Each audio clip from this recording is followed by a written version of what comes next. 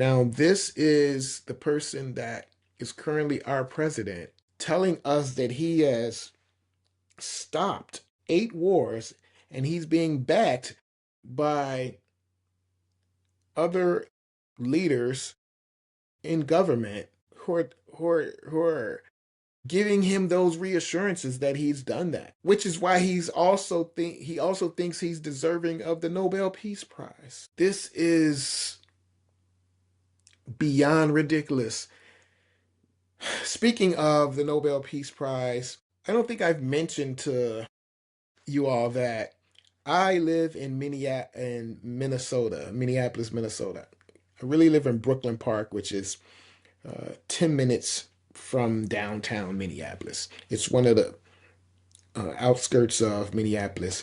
For instance, when I put my address down and I put Brooklyn Park, it auto corrects to Minneapolis.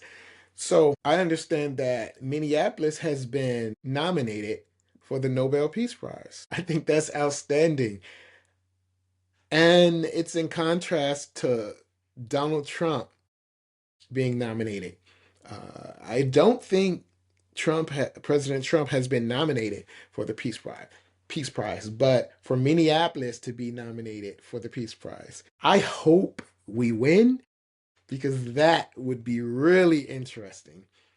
I think Minneapolis deserves to win, and I would love it if we were the recipients of the Peace Prize. That would just top these last few years. That would be the cherry on top. So I wanted to also talk about Pam Bondi and what has been going on, her depositions. So, how is this even a resolve for anything? If a person can come before Congress and they don't have to answer questions under oath, they don't have to answer the question. And instead of answering the question, they can attack people of the Senate, the House. How is that even useful? It's just it just seems like it's a huge waste of everybody's time. If they can't be held in contempt. Now, I don't know if they can or can't be, but I can look it up.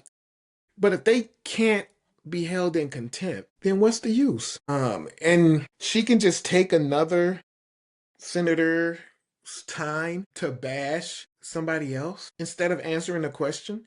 They will yield their time to her so she can just bash the person who asked the question.